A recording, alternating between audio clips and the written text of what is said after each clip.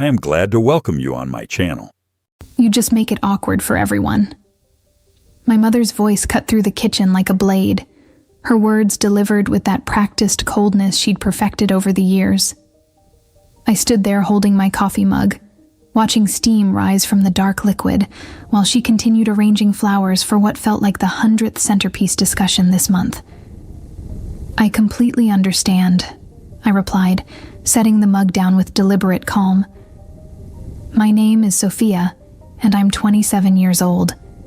I work as a freelance photographer in Portland, Oregon, specializing in destination weddings and editorial shoots. My work has taken me to incredible places around the world, capturing moments of pure joy and love for couples who trust me with their most precious memories. What makes this conversation particularly bitter is that I've photographed over 200 weddings, but I won't be attending my own sister's. Good, my mother said, not bothering to look up from her flowers. Elena's day needs to be perfect, and you know how you can be sometimes. How I can be sometimes. That phrase had followed me through childhood, adolescence, and apparently into my adult life. It was code for being too tall, too opinionated, too successful, or too anything that might overshadow my younger sister Elena. At 24, Elena had always been the family's golden child. She was petite where I was tall, soft-spoken where I was direct, and most importantly, she'd chosen the right kind of life according to my parents. Elena was marrying Bradley, a real estate agent she'd met through friends. Their wedding was planned for a beachfront resort in Miami, complete with 200 guests, a string quartet, and enough white roses to fill a greenhouse.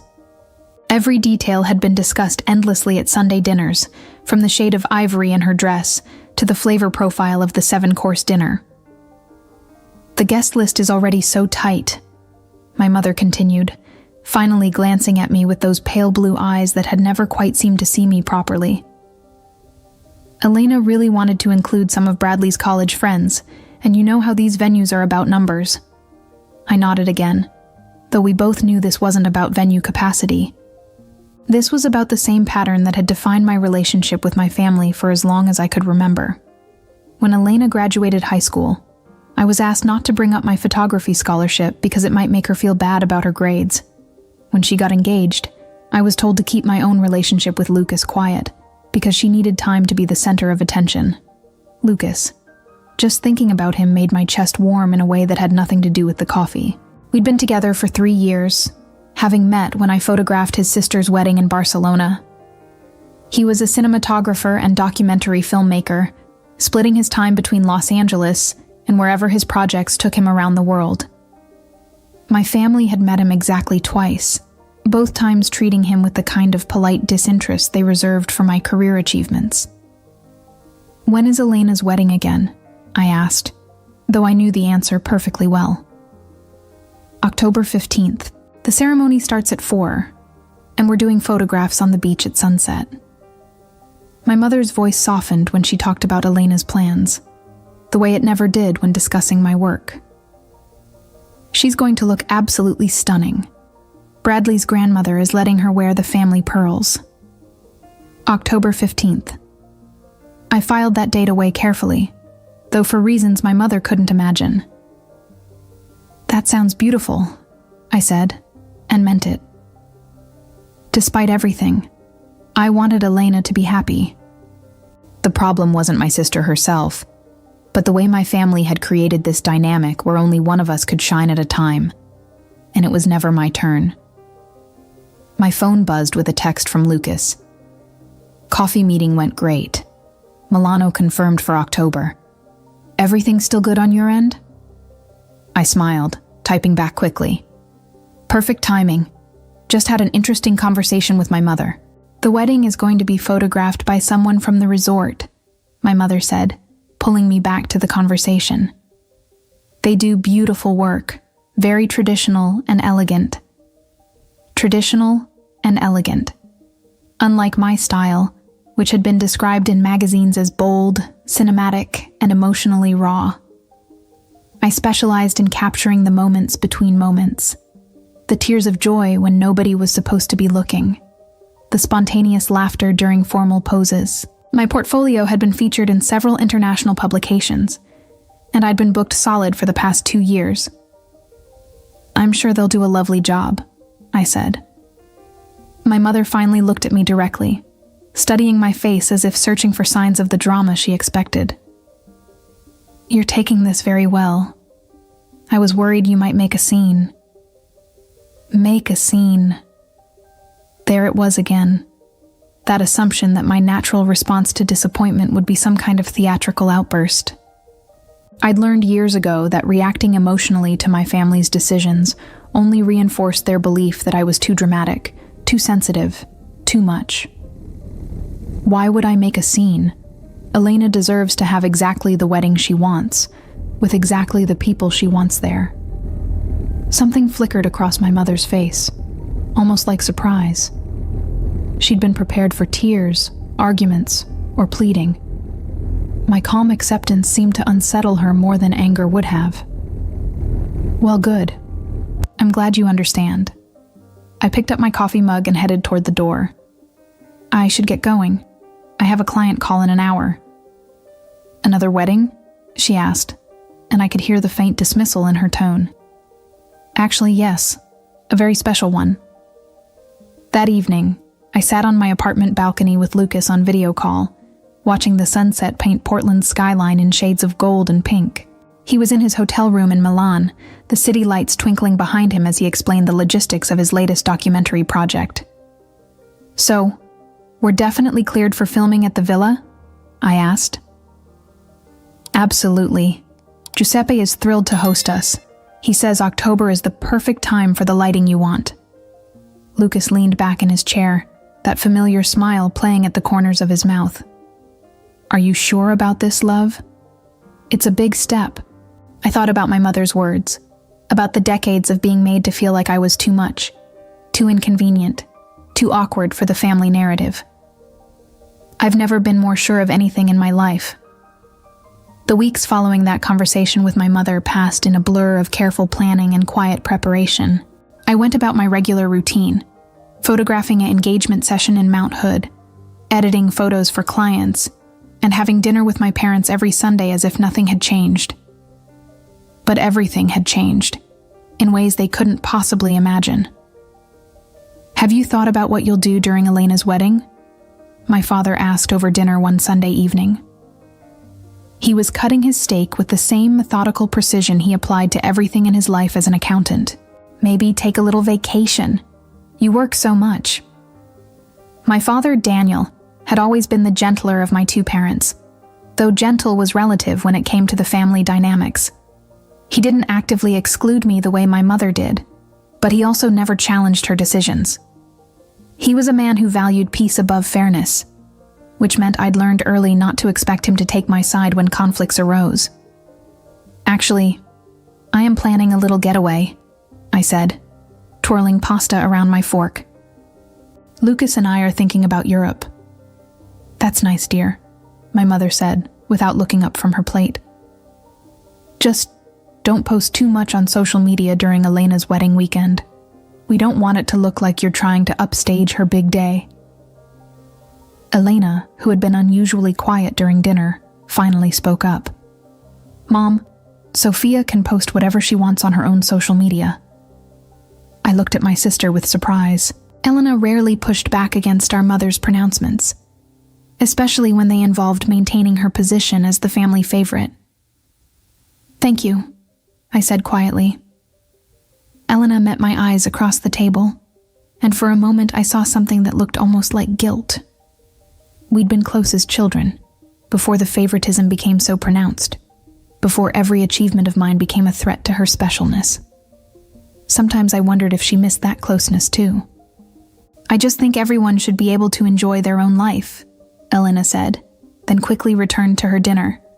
My mother's lips pressed into a thin line, but she didn't respond directly. Instead, she launched into a detailed description of the floral arrangements for the wedding, complete with Latin names for various exotic blooms. I listened with half an ear, my mind drifting to the very different plans Lucas and I had been making. Over the past 3 weeks, we'd had numerous video calls with Giuseppe. the owner of a stunning villa in the hills outside Palermo, Sicily. The property had been in his family for generations, with terraced gardens that overlooked the Mediterranean Sea and architecture that told stories of centuries past. Giuseppe himself was a retired film director who now rented his home for special events, and he'd been immediately enchanted by our project. "The light in October is magical," he'd told us during our first conversation, his English heavily accented but clear. "Golden hour lasts forever, and the garden will still have late roses blooming. You will create something beautiful here." Beautiful was an understatement. The villa was a dreamscape of ancient stone walls covered in climbing jasmine, terraces lined with olive trees, and views that stretched endlessly over turquoise water. It was the kind of place that existed in fairy tales and high-end travel magazines, completely different from anything my family could imagine. "Sophia, are you listening?" My mother's sharp voice cut through my reverie. "Sorry, what?" "I was asking if you needed us to recommend a hotel in Miami for your getaway. Since you'll be traveling that weekend anyway, you might as well go somewhere nice." The irony was almost too perfect to bear. "That's thoughtful, but we're not going to Miami." "Oh, where are you thinking?" "Italy, Sicily specifically." I kept my voice casual, though my heart was racing. "Lucas has some work there, and I've always wanted to see Palermo." My father perked up with interest. "Sicily? That sounds fascinating. I read an article about the food scene there in National Geographic." "The photography opportunities should be incredible," I said. "Ancient architecture, Mediterranean light, dramatic landscapes. It's exactly the kind of setting that makes for memorable images." Elena was watching me curiously now, as if sensing there was more to my plans than a simple vacation. She'd always been perceptive, even when we were kids. It was one of the things I'd missed about our relationship. "How long will you be there?" she asked. "Just a few days. We fly out October 13th, back on the 18th. October 13th. 2 days before Elena's wedding. The timing wasn't coincidental, though my family didn't need to know that. After dinner, Elena walked me to my car, something she rarely did anymore.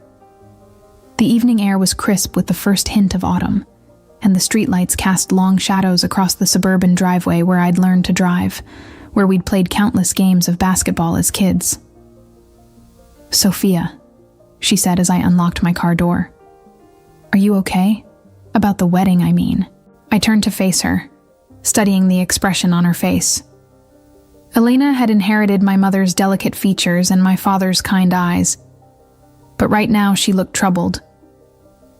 "I'm fine," I said honestly. "I want you to have the perfect day you've always dreamed of. But don't you think it's unfair? Mom not inviting you?" The question surprised me. Elena had never acknowledged the family dynamics so directly before. "It's her decision," I said carefully. "And yours. If you really wanted me there, I would be there." Elena looked down at her feet, scuffing her shoe against the pavement in a gesture that reminded me of when we were children. "It's complicated."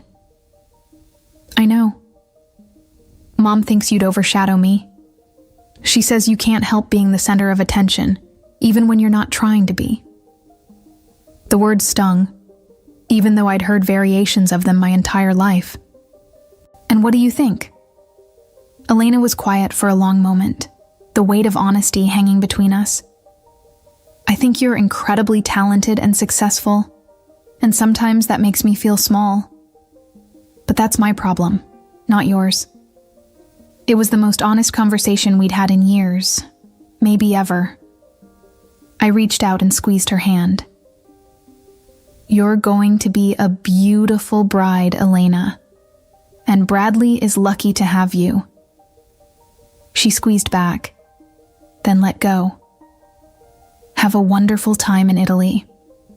As I drove home through the quiet Portland streets, I thought about that moment of connection with my sister and felt a pang of something that might have been regret. But then I remembered my mother's casual cruelty, the decades of being made to feel like I was too much for my own family and my resolve solidified once again. October 13th couldn't come soon enough.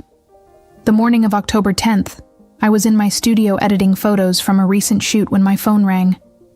Elena's name appeared on the screen, which was unusual since she rarely called me directly anymore. "Hey," I answered, setting down my coffee cup. "Sophia, I need to ask you something, and I need you to be completely honest with me." Her voice sounded strained, almost panicked. I could hear traffic in the background, as if she was calling from her car. "What's wrong? Are you getting married in Italy?" The question hit me like a physical blow.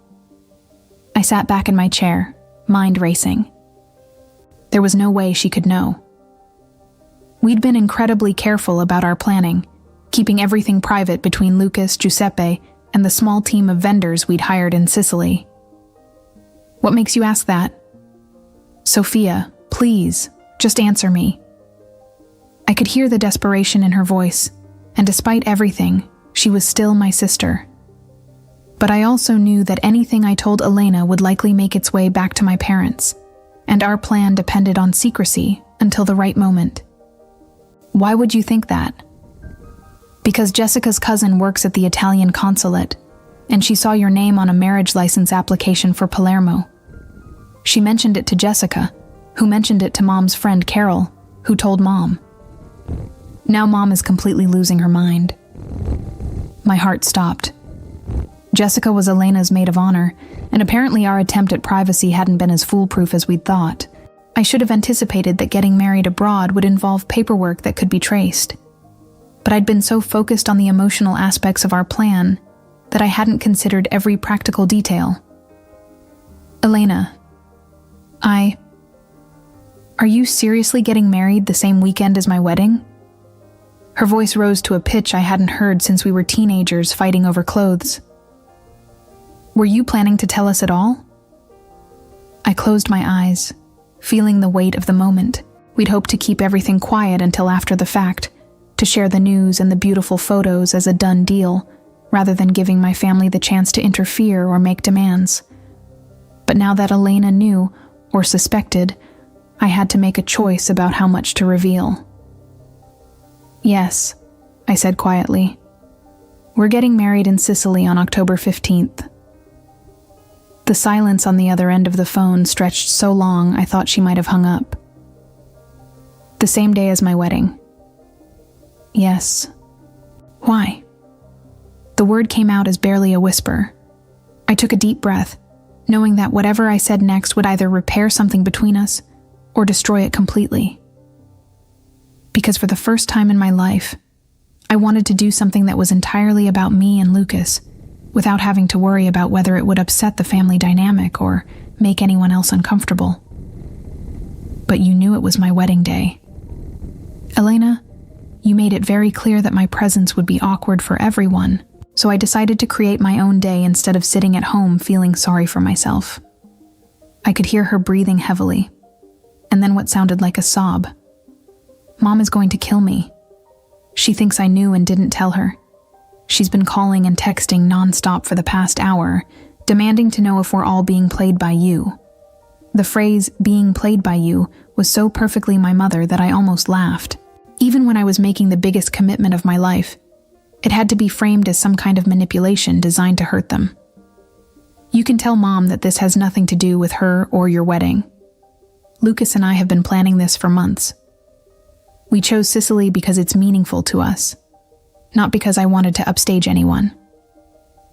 But the same day, Sophia, out of all the days in the year, you chose the exact same day." She had a point, and I'd known this confrontation would come eventually. The truth was, choosing October 15th had been partly practical and partly petty. Giuseppe's villa had limited availability, and the October dates that worked for both our schedules and his were the 13th, 15th, and 17th. The 15th offered the best light and weather conditions, but I'd also chosen it because I was tired of my life being scheduled around Elena's milestones, tired of waiting for the family coast to be clear before I could have my own moments. The villa was only available on certain dates, and October 15th was the best option for what we wanted, I said, which was technically true. This is insane. Do you have any idea what you're doing to the family? What am I doing to the family, Elena? Having a private wedding ceremony with the man I love? You know that's not what I mean. But it was exactly what I meant, and the fact that she couldn't see the difference was part of the problem. In my family's worldview, my choices existed only in relation to their impact on Elena and my parents. The idea that I might make a decision based purely on what Lucas and I wanted was apparently incomprehensible. Look, I said, trying to keep my voice gentle. I'm not trying to hurt anyone. We're having a small, private ceremony with just us and a few close friends who can make the trip. We weren't planning to announce it until afterward, precisely because I didn't want it to interfere with your day. A few close friends? Who? Some photographer friends from Los Angeles, Lucas's sister and her husband, maybe 2 or 3 other people. Nothing that would take away from your celebration. Elena was quiet for a moment, and when she spoke again, her voice was smaller, more uncertain. Are you inviting anyone from the family? The question I'd been dreading. The honest answer was no. We weren't planning to invite anyone from my family, partly for logistical reasons, but mostly because I knew they would find ways to make it about Elena's wedding instead of about Lucas and me. But saying that out loud would confirm Elena's worst fears about my intentions. We're keeping it very intimate, I said carefully. Immediate family only. It wasn't technically a lie, since Lucas's sister counted as immediate family to him. But I could tell Elena heard what I wasn't saying. So you're not inviting Mom and Dad? Elena, or me? The hurt in her voice was unmistakable, and I felt a stab of guilt. Despite everything, despite the years of being marginalized and excluded, I didn't actually want to hurt my sister. I wanted to have my beautiful day without interference, but I didn't want Elena to feel rejected the way I had. It's not about not wanting you there, I said slowly. It's about needing something that's just ours, without all the family drama and expectations. But we are your family, Sophia. Whatever problems we have, we're still your family. Are we? The question slipped out before I could stop it. Because for the past month, it's been made very clear that my presence at your wedding would be an inconvenience at best. Elena was quiet again, and I could practically hear her processing the implications of what I'd said. This is going to destroy everything, she said finally. Or maybe it will be the push we all need to finally be honest about how we treat each other. But even as I said it, I knew Elena was probably right. My wedding in Sicily was going to detonate whatever fragile piece existed in our family dynamics. The question was whether anything worth saving would remain afterward. Within hours of my conversation with Elena, my phone was ringing nonstop. First my mother, her voice reaching decibel levels I hadn't heard since I was 16, and came home past curfew. Then my father, disappointment radiating through his careful, measured words. Then Elena again, now crying and asking if there was any way to change our date. Finally, my mother's sister Patricia, who rarely called me, but apparently felt this family crisis required her intervention. I let most of the calls go to voicemail. The messages they left painted a clear picture of the chaos my wedding announcement had unleashed. My mother alternated between fury and hurt, demanding to know how I could be so selfish, how I could deliberately sabotage Elena's special day. My father focused on the practical implications, wondering about guests who might be confused, family members who might feel forced to choose between celebrations. Elena's messages were the hardest to listen to, her voice breaking as she asked if I hated her enough to ruin the day she'd been planning for 2 years. But it was Patricia's message that revealed the true depth of the family meltdown. Sophia, honey, you need to call me back. Your mother is having what I can only describe as a complete breakdown. She's convinced you planned this whole thing as revenge for not being invited to Elena's wedding, and she's talking about calling off the Miami ceremony entirely. Elena is hysterical. Bridesmaid dress appointments are being canceled. Vendors are being questioned about whether they can change dates. You need to fix this, sweetie. Whatever point you're trying to make, you've made it. Now please, for the love of God, fix this." I saved that message and played it for Lucas when we had our nightly video call. He listened with the same expression he wore when watching particularly absurd reality television, a mixture of disbelief and fascination. "Your family is genuinely melting down because we're getting married on a different continent on the same day as your sister?" he asked. "Apparently so." Lucas was quiet for a moment, his face thoughtful in the blue light of his laptop screen. Behind him, I could see the lights of Milan twinkling through his hotel window. He'd been there for the past week, finalizing details for his documentary and coordinating with Giuseppe about our wedding logistics. "Do you want to change the date?" he asked finally. "I mean, if it would make peace with your family, Giuseppe has the 17th available too." I loved him for asking, even though we both knew what my answer would be. The 17th would mean compromising on the lighting and weather conditions we wanted. But more than that, it would mean backing down from the first decision I'd ever made that prioritized my happiness over my family's comfort. "No," I said firmly. "We're not changing anything." "Good," Lucas smiled, "because I already ordered your wedding dress, and Giuseppe has been planning the most incredible setup in the garden. Also, my sister is flying in from Barcelona with her kids, and they're already excited about their first trip to Sicily. My wedding dress." In all the chaos with my family, I'd almost forgotten about that particular surprise. Most brides spend months agonizing over their dress, trying on dozens of options and involving their mothers and sisters in the decision. I'd ordered mine online from a designer in Rome after a single video consultation, based entirely on photographs and my own measurements. It was a risk, but it felt appropriate somehow. This whole wedding was about trusting my own instincts instead of deferring to family opinion. "How did the final location scouting go?" I asked, changing the subject away from my family drama. Lucas's face lit up, the way it always did when he talked about his work. "Sophia, wait until you see what Giuseppe has planned. Remember that terrace we liked from the photos? The one with the stone archway and the view of the sea?" "Of course." He's been working with a local florist to create what he calls natural elegance. Olive branches and Mediterranean herbs, white roses and jasmine, but arranged to look like they're growing wild. And he found these antique brass lanterns from a monastery that closed in the 18th century. When the sun sets behind us, the whole terrace will be lit like something from a dream. I closed my eyes, trying to picture it. After spending years photographing other people's weddings, I developed strong opinions about what made ceremonies truly beautiful versus merely expensive. The best weddings I'd captured had always been the ones where every detail reflected something genuine about the couple, where the setting and the celebration felt authentic to who they were as people. It sounds perfect. Giuseppe also wants to document everything himself, not professionally, just with his old film camera. He says every love story deserves to be preserved, and the villa has been witness to too many beautiful moments not to capture one more. Giuseppe's enthusiasm for our wedding had been one of the unexpected joys of this process. When we'd first contacted him about renting the villa, I'd been prepared for the usual vendor interactions, professional but impersonal.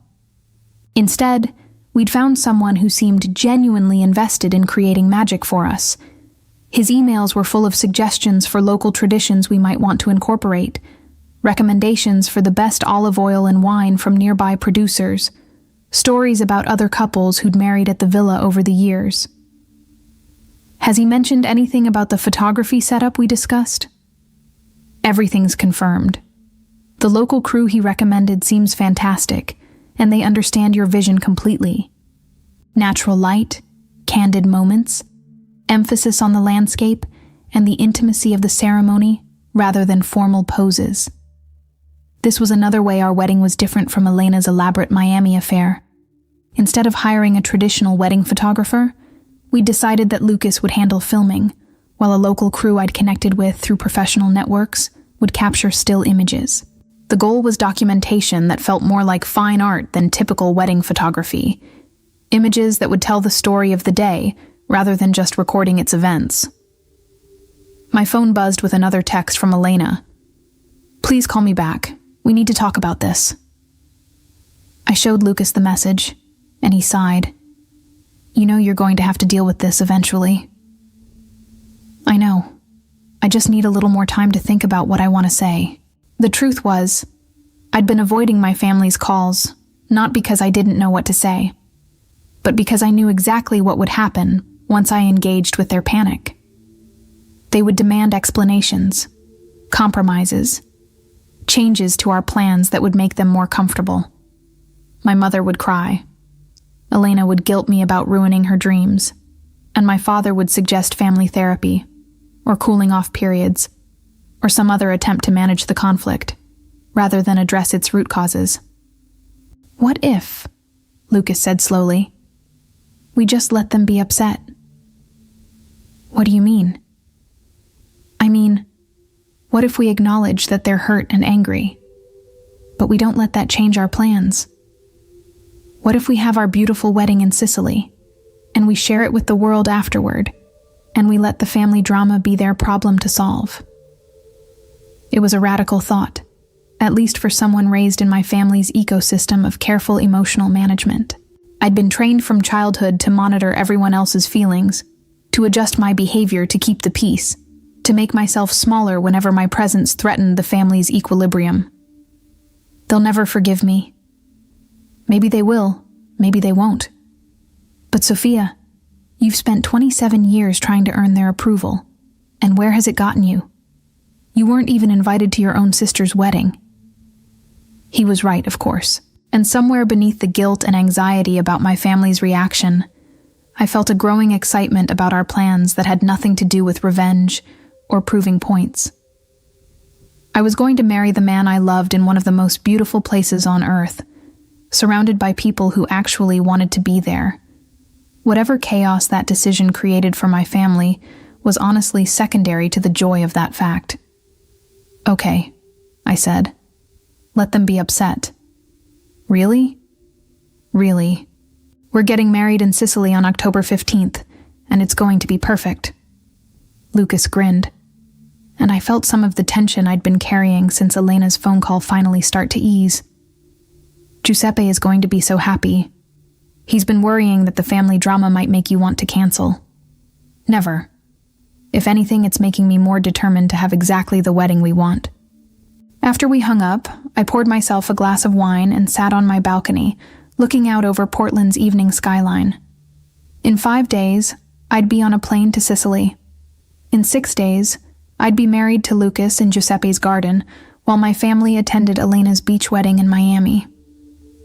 The thought should have made me sad, or at least conflicted. Instead, it filled me with the kind of anticipation I hadn't felt in years. For the first time in my adult life, I was about to do something entirely for myself, without compromise or apology. My phone buzzed with one more text from Elena. "I love you, even if I don't understand this." I typed back, "I love you too. Have the most beautiful wedding day." And I meant it. Despite everything, I wanted Elena to be happy. I just refused to sacrifice my own happiness to guarantee hers. The flight to Rome was 11 hours of forced stillness that gave me too much time to think. Lucas met me at Fiumicino Airport with his camera bag slung over one shoulder, and the biggest smile I'd seen in weeks. After 2 months of video calls and careful planning from different continents, having him solid and real in front of me felt like coming home. "How are you holding up?" he asked as we waited for our connection to Palermo, his arm around my shoulders in the busy terminal. "Better now that I'm here with you." It was true. The past few days in Portland had been a barrage of increasingly desperate calls from my family. My mother had escalated from anger to bargaining, offering to add me to Elena's guest list at the last minute if I would just cancel my plans. Elena had tried guilt, reminding me of all the family traditions I was breaking. My father had attempted logic, laying out practical concerns about the cost and complexity of having 2 family weddings on the same day. I'd listened to all of it with growing determination to see our original plan through. "Any final family drama before you left?" Lucas asked. My mother showed up at my apartment yesterday morning at 7 a.m. with coffee and pastries, trying one last time to convince me to postpone. What did you tell her? That I'd see her when we got back, and that I hoped Elena's wedding was everything she'd dreamed of. Lucas squeezed my shoulder. You're handling this with way more grace than I would. The truth was, I didn't feel graceful. I felt exhausted by the emotional manipulation, frustrated by my family's inability to see beyond their own narrative, and increasingly angry about the years I'd spent accommodating their dysfunction. But I also felt something new. A sense of clarity about what I wanted my life to look like going forward. Our flight to Palermo was delayed by an hour, which meant we didn't reach the villa until after sunset. But even in the gathering darkness, the property was magical. Giuseppe met us at the iron gates with a lantern, like something from a fairy tale, and led us up the winding stone path to the main house. "Welcome, welcome," he said, embracing us both with the warmth that had made his emails so endearing. "You must be exhausted, but tomorrow you will see everything in proper light. Tonight, we eat and rest." The villa was even more stunning than the photographs had suggested. Ancient stone walls held the warmth of the day, and every window looked out onto terraced gardens that seemed to tumble down toward the sea. Giuseppe had prepared a simple dinner of local cheese, olives, bread, and wine that tasted like sunshine. We ate on a terrace lit by candles, listening to the distant sound of waves and the night songs of crickets. "Tomorrow, the florist comes early to begin the arrangements," Giuseppe told us over wine. "And your photographer friends arrive at noon, yes? Everything is prepared." "Thank you for making this so special for us," I said. "I know it's been more complicated than usual, with all the coordination from different countries." Giuseppe waved a dismissive hand. "Love is never complicated. Sometimes families are complicated, but love itself is simple. You two love each other. You want to marry. You want to do it somewhere beautiful. This is not complicated." His matter-of-fact assessment of our situation was exactly what I needed to hear. After weeks of family drama that had made our wedding feel like an act of rebellion or revenge, Giuseppe's perspective reminded me that at its core, this was just about Lucas and me making a commitment to each other. The next morning, October 14th, I woke to sunlight streaming through the bedroom windows and the sound of Italian voices in the garden below. Giuseppe was directing the florist and her assistants as they transformed the terrace into something from a dream. I watched from the window as they wove jasmine through the stone archway and arranged clusters of white roses among olive branches, creating exactly the natural elegance Lucas had described. "Good morning, beautiful bride," Lucas said, wrapping his arms around me from behind. "Good morning, handsome groom." We had breakfast on our private balcony, overlooking the Mediterranean. The water was the most incredible shade of turquoise I'd ever seen, and the morning light made everything look painted in gold. I understood why Giuseppe had been so confident about the October timing. The light was indeed magical. "Any regrets?" Lucas asked, though his tone suggested he knew the answer. "None. You?" "Only that we didn't do this sooner." Around noon, our friends began arriving. Marcus and Jenna, photographer friends from Los Angeles who had flown in specifically for our wedding. Isabella, Lucas's sister, with her husband Carlos and their 2 young children. David, a filmmaker friend of Lucas's who had offered to help with documentation. Each arrival felt like a small celebration, reminders of the community we'd built based on shared interests and genuine affection rather than family obligation. "Sophia!" Isabella embraced me warmly, speaking in the mixture of Spanish and English that characterized all her conversations. "This place is incredible. Giuseppe has been showing us around, and I think I might never leave Sicily." Isabella and I had bonded immediately when we first met 3 years ago. She was everything I'd always wanted in a sister. Supportive, funny, interested in my work, and completely free of competitive dynamics. Watching her children run through Giuseppe's garden, their laughter echoing off the ancient stone walls, I felt a pang of sadness about what I was missing with my own family. But only a pang. By the time the sun began to set, painting the sky in shades of pink and orange, I was entirely focused on the magic of the moment we'd created. Giuseppe had outdone himself with the ceremony setup. The terrace was transformed into an intimate amphitheater, with chairs arranged in a small semicircle facing the stone archway where Lucas and I would exchange vows. The brass lanterns he'd found cast a warm glow over everything, and the scent of jasmine and rosemary filled the evening air. "Are you ready for this?" Marcus asked, as he checked his camera settings one final time. I looked at Lucas, handsome in his simple navy suit, standing beneath the archway with the Mediterranean sunset behind him. I looked at our small group of friends, all of whom had traveled halfway around the world to celebrate with us. I looked at Giuseppe, beaming with pride at what he'd helped create. I've never been more ready for anything in my life. As I walked toward the archway in my simple silk dress, carrying a bouquet of herbs and white roses that smelled like the garden itself, I felt something I'd never experienced at any of the hundreds of weddings I'd photographed. Complete presence in the moment, untainted by anxiety about anyone else's expectations or reactions. The ceremony itself was brief and perfect. Lucas and I had written our own vows, simple promises about supporting each other's dreams and choosing love even when things got complicated. Giuseppe, who had been ordained online specifically so he could marry us, spoke about the villa's long history of witnessing love stories and how honored he was to add ours to that legacy. When we kissed as husband and wife, with the sunset blazing behind us and our chosen family cheering, I felt something shift in my understanding of what happiness could look like. We were married, in defiance of my family's expectations, on the same day as Elena's Miami wedding, in one of the most beautiful places on earth.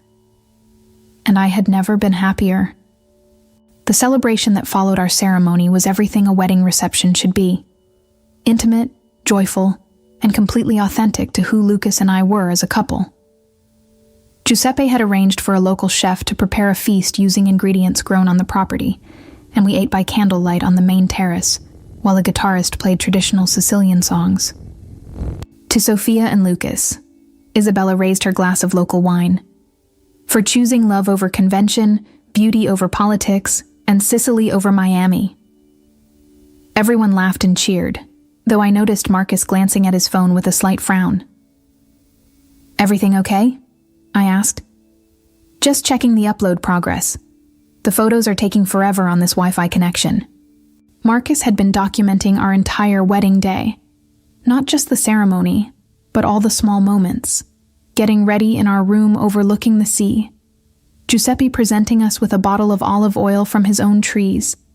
The children playing in the garden while adults shared stories over wine.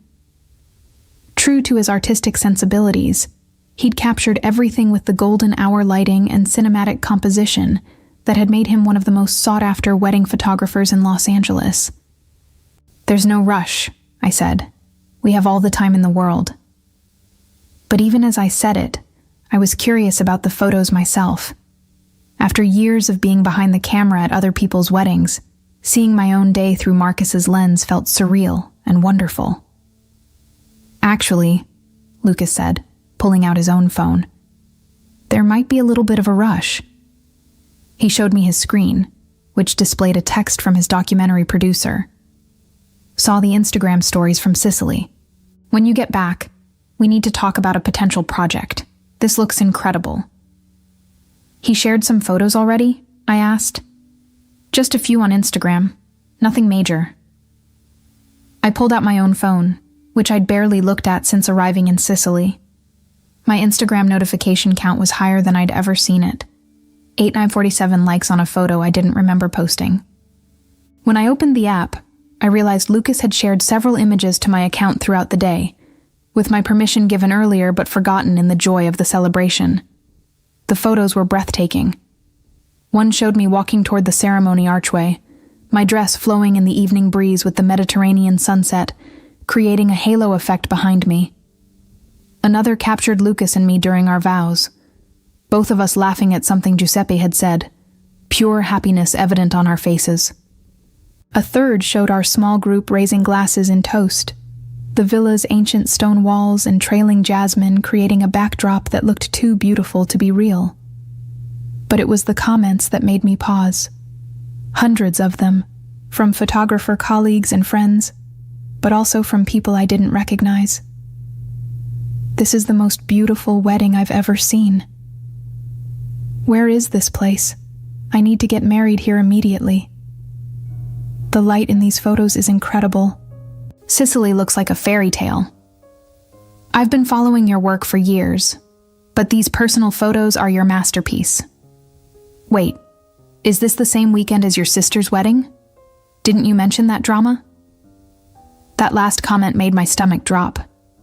I scrolled through more responses, realizing that several people were connecting my Sicily wedding to the family situation I'd mentioned in passing during previous posts. "Oh no," I whispered. "What?" Lucas looked concerned. Before I could answer, my phone started buzzing with a call from Elena. I declined it, but within seconds she was calling again. "I should probably take this," I said, stepping away from the group. "Sophia?" Elena's voice was tight with an emotion I couldn't identify. "What the hell is happening on your Instagram?" "What do you mean?" "I mean, your wedding photos have been shared by like 50 different photography accounts.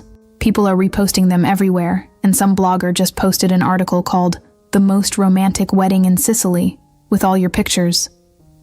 I felt the blood drain from my face. "A blogger?"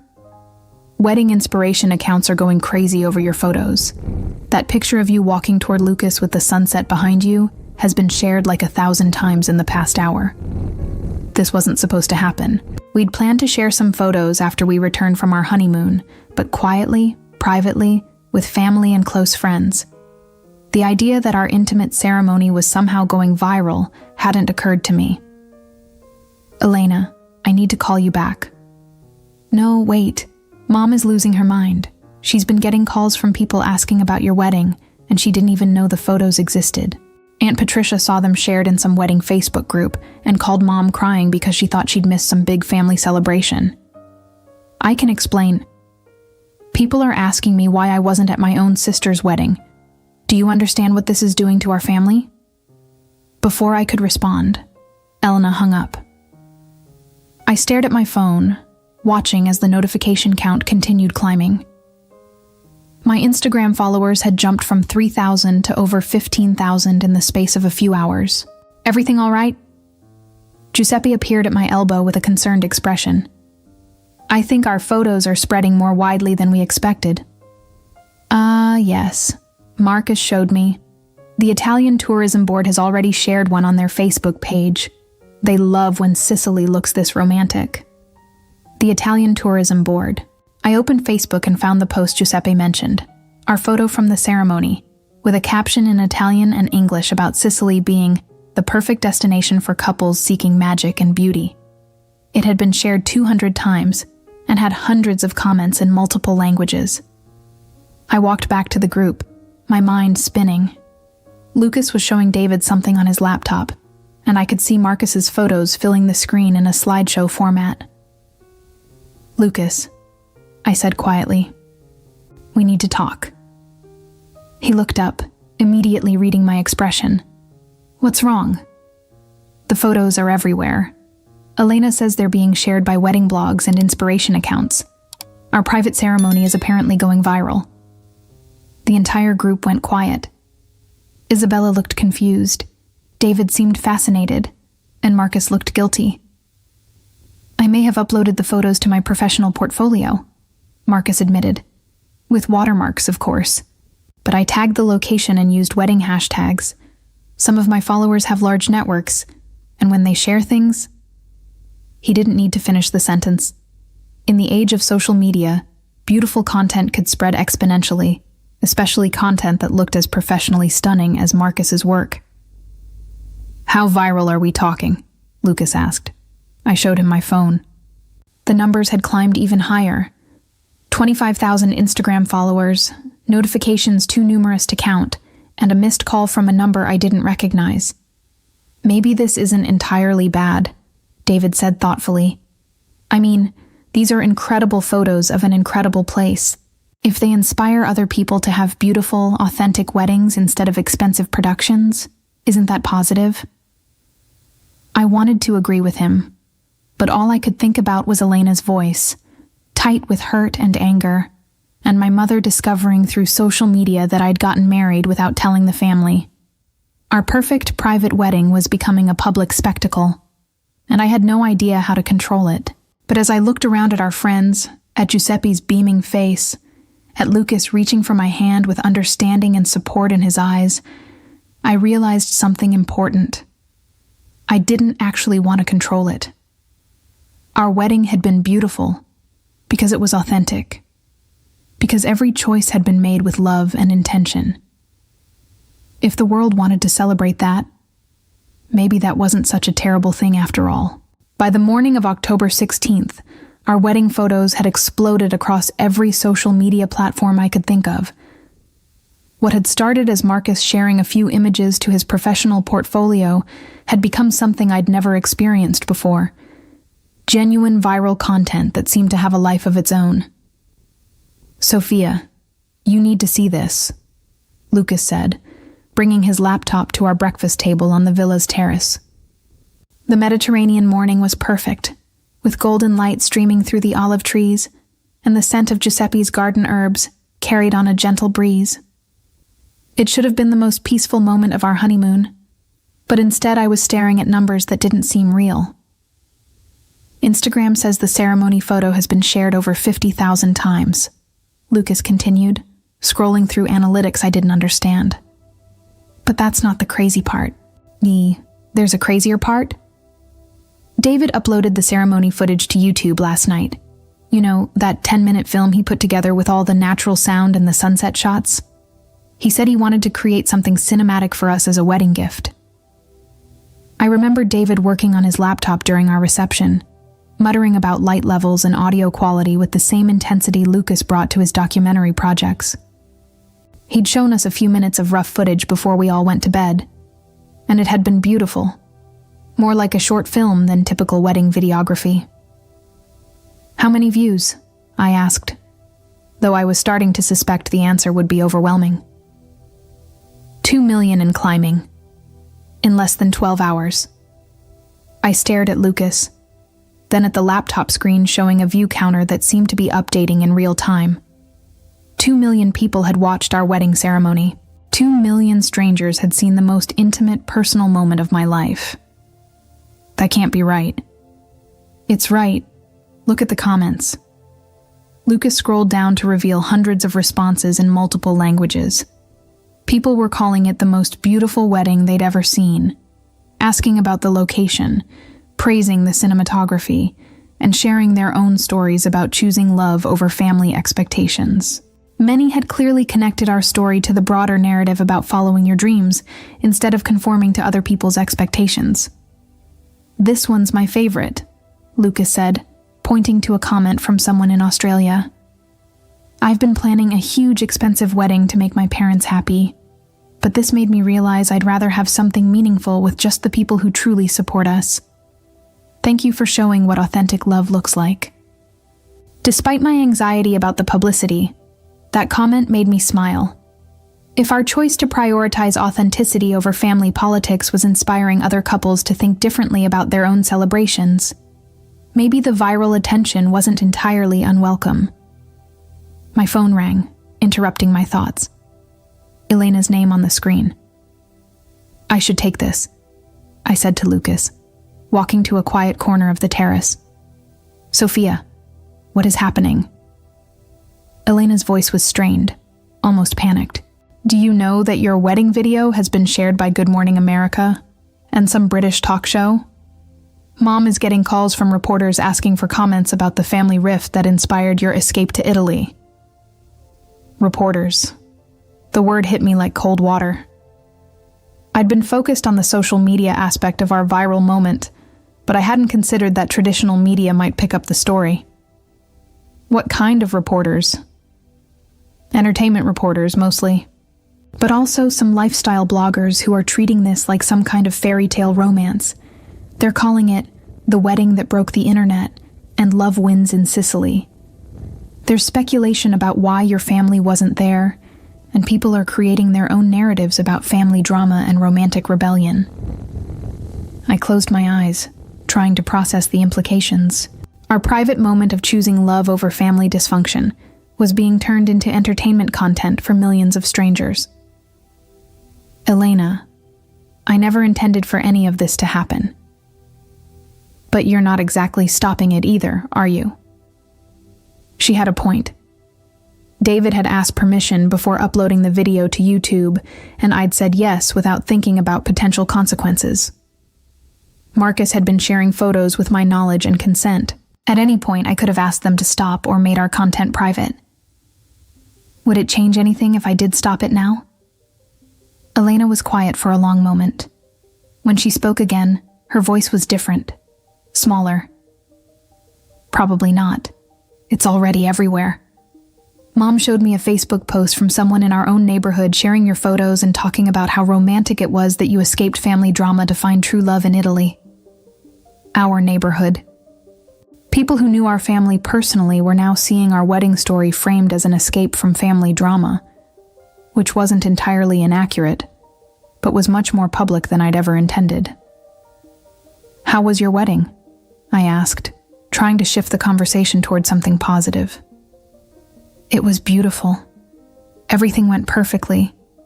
The photos are gorgeous. Bradley was crying happy tears, and the sunset ceremony on the beach was everything I'd dreamed of. Elena paused. But everyone kept asking where you were, and now everyone knows where you were. The hurt in her voice was unmistakable, and I felt a familiar pang of guilt. Despite everything that had led to this moment, I didn't actually want my sister to feel overshadowed or upstaged on her wedding day. I'm sorry that the attention on our wedding is affecting your celebration. Are you, though? Really? The question caught me off guard with its directness. Elena, what do you mean?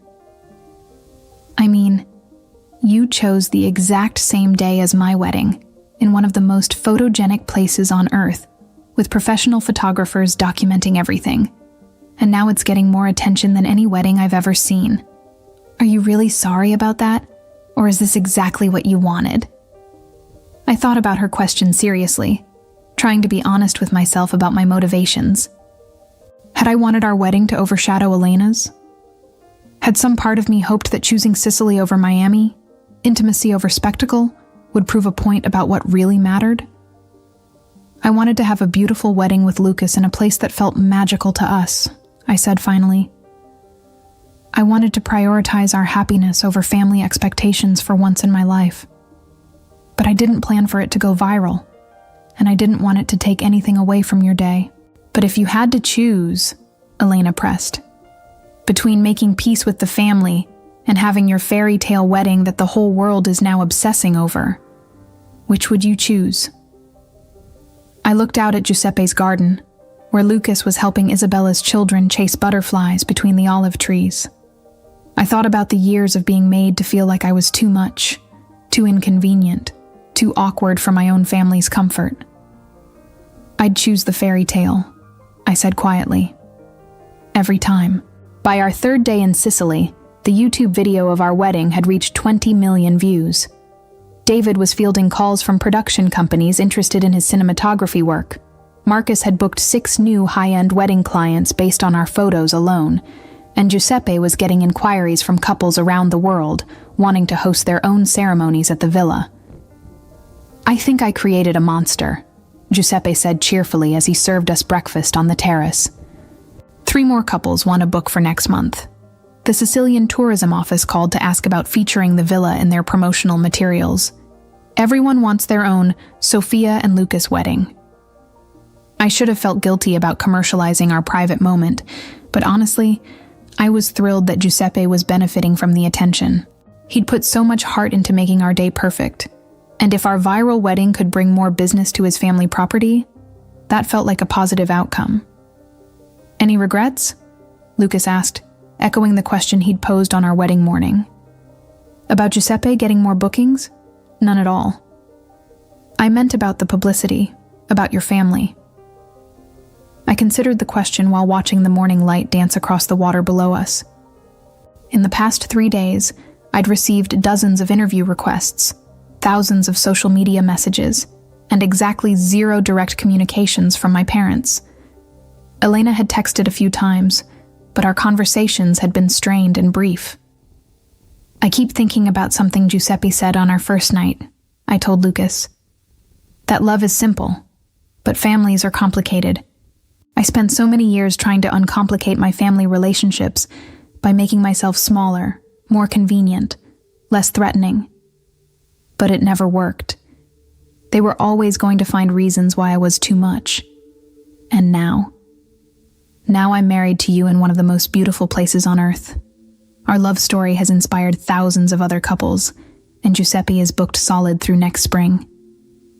If my family can't find a way to be happy about that, it says more about them than it does about me." Lucas smiled and reached for my hand across the breakfast table. "I love this version of you. Confident, unapologetic, choosing joy over guilt. I love this version of me too." My phone buzzed with a notification from YouTube. The wedding video had hit 30 million views overnight, and the comments section had become a fascinating glimpse into how strangers were interpreting our story. Many viewers had clearly researched the background, piecing together from various social media clues that I hadn't been invited to my sister's wedding and had chosen to create my own celebration instead. The comments ranged from supportive, "good for her for choosing herself," to critical, "family should always come first," to practical, "can someone please share the villa's booking information?" But the overwhelming response was positive, with people sharing their own stories about difficult family dynamics and finding the courage to prioritize their own happiness. "Look at this one," I said, showing Lucas a comment that had received over 1,000 likes. "I've been watching this video every morning for 3 days. I'm getting married next month, and my fiancé and I decided to cancel our big expensive reception and use the money for a honeymoon in Italy instead. If Sophia can choose love over family drama, we can choose intimacy over obligation. Thank you for showing us what's possible. We're accidentally starting a revolution," Lucas laughed. "A revolution of people choosing authenticity over expectations. I can live with that." Around noon, David approached us with his laptop and an expression I couldn't read. "So," he said, sitting down at our table, "I have news. Good news, I think, but it's also a lot." "More interview requests?" I asked. "The Ellen DeGeneres show wants to fly us to Los Angeles to talk about the wedding and the viral response, but that's not the big news." "What's the big news?" David turned his laptop screen toward us. "The wedding video hit 50 million views an hour ago. It's trending on YouTube in 12 countries. And Netflix called my agent this morning." "Netflix?" "They want to do a documentary about viral wedding videos and how social media is changing the way couples think about marriage. Our video would be the centerpiece, but they'd also interview other couples who've had similar experiences. Think of it as a cultural examination of authenticity versus spectacle in modern relationships." I stared at David, then at Lucas, trying to process what he was telling us. Netflix wanted to make a documentary about our wedding, about the choice we'd made to prioritize our happiness over my family's comfort. "That's incredible," Lucas said slowly. "Also terrifying." "What would be involved?" I asked. "Interviews with both of you about your decision to get married in Sicily, the family dynamics that led to that choice, and the viral response. They'd also want to film some follow-up footage here at the villa, interview Giuseppe about his perspective, maybe talk to some of the couples who've booked weddings here because of your video. A Netflix documentary. About us. About the choice that had seemed so simple when we made it, but had apparently resonated with millions of people around the world." "Can we think about it?" Lucas asked. "Of course. But they want an answer relatively soon. The cultural moment around your video is happening now, and documentaries work best when they capture things in real time." After David left us alone to discuss his news, Lucas and I walked down through Giuseppe's gardens toward the sea. The afternoon was warm and perfect, with the kind of golden light that had made our wedding photos so magical. It was hard to believe that just a week ago, I'd been in Portland listening to my mother explain why I wasn't welcome at Elena's wedding.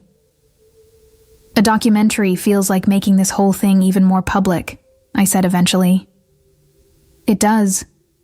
But maybe that's not entirely bad. If our story can help other people think differently about family expectations and personal choices, isn't that worth something? I thought about all the comments and messages we'd received, about couples reconsidering their own wedding plans, about people finding the courage to choose authenticity over obligation. "What do you think?" I asked. "I think," Lucas said, stopping to face me with the Mediterranean sparkling behind him, "that we've already changed our own lives. If we want to help other people change theirs, this might be how we do it." We said yes to the Netflix documentary. 2 weeks later, back in Portland, I found myself sitting across from a producer named Jessica in a coffee shop downtown, explaining the family dynamics that had led to our spontaneous Sicilian wedding. The YouTube video had reached 75 million views and showed no signs of slowing down. Giuseppe's villa was booked solid for the next 18 months, and Sophia and Lucas' weddings had become a trending search term for couples looking for intimate destination ceremony inspiration. "What I find fascinating about your story," Jessica said, adjusting her recording equipment, "is how it taps into this broader cultural conversation about authenticity versus spectacle, about choosing personal happiness over family expectations. Your video has sparked thousands of conversations online about what weddings should really be about." "We never intended to start a cultural conversation," I said. "We just wanted to get married somewhere beautiful without having to manage other people's emotions about our choices." But that's exactly why it resonated. You made a decision that prioritized your own joy, and you did it without apology or explanation. In a world where people are constantly performing their lives for others, that kind of authenticity is rare. The irony wasn't lost on me that our attempt to escape public scrutiny had resulted in more public attention than I'd ever imagined possible. But the attention felt different from the family drama we'd been trying to avoid. Strangers who connected with our story were celebrating our choice rather than criticizing it, supporting our decision rather than demanding we change it. "Have you spoken to your family since returning from Italy?" Jessica asked. It was the question I'd been dreading. The answer was complicated and painful in ways I wasn't sure I wanted to share with Netflix's audience. "My sister and I have texted a few times.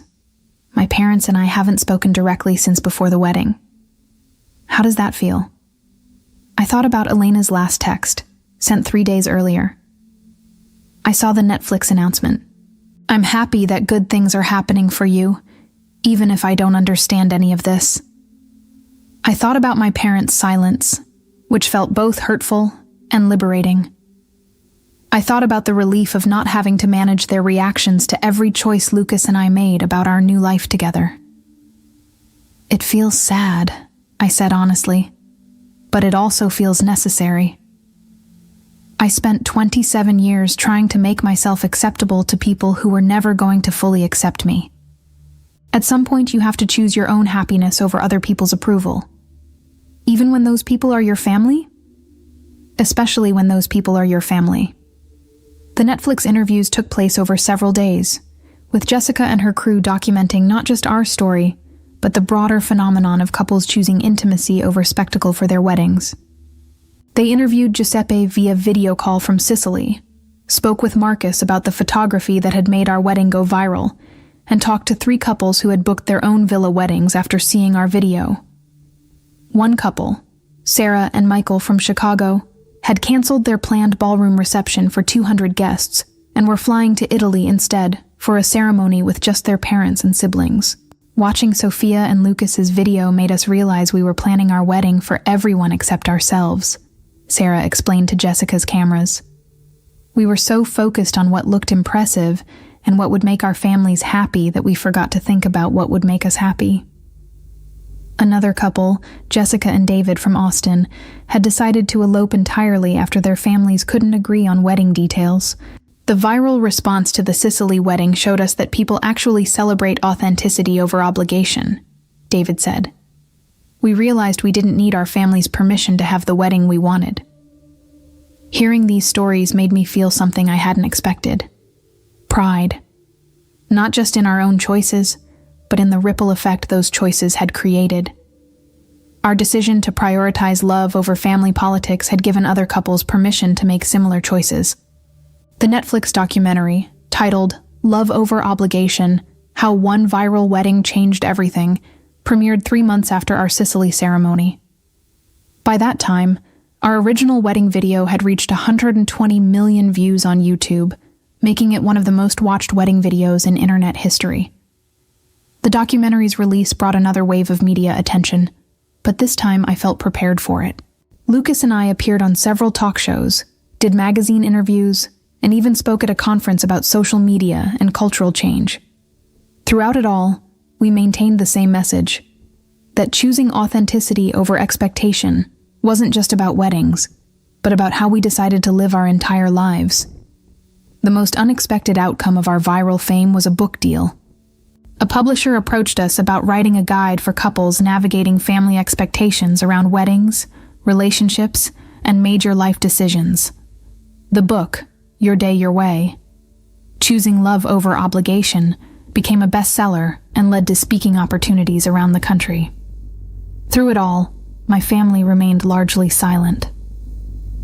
Elena and I exchanged occasional messages, but the relationship felt permanently changed. My parents never reached out directly, though I heard through mutual friends that they'd watched the Netflix documentary and found it hurtful but well-produced. The silence should have devastated me, but instead it felt like confirmation that I'd made the right choice. People who truly loved me would have found ways to celebrate my happiness, even if they didn't understand my decisions. The fact that my family couldn't do that said more about their limitations than mine. As I sat in our new Los Angeles apartment a year after the Sicily wedding, editing photos from our latest project and listening to Lucas work on a documentary about couples who'd met through our viral video, I felt something I'd never experienced before: complete peace with my choices. Our viral wedding had started as an act of quiet rebellion, a decision to choose joy over obligation. It had become something much larger, a cultural moment that gave thousands of people permission to prioritize their own happiness over other people's expectations. The aftermath revealed the true character of everyone involved. My parents and Elena, faced with evidence of their own behavior, chose defensiveness over reflection and silence over reconciliation. They lost themselves in their own bitterness, missing out on celebrating genuine love and success. Meanwhile, Lucas and I built a life filled with purpose, creativity, and the kind of authentic relationships I'd always craved but never known how to find. Looking back on that moment in my mother's kitchen when she told me I'd make Elena's wedding awkward, I realized she'd given me the greatest gift possible, the push I needed to finally choose myself.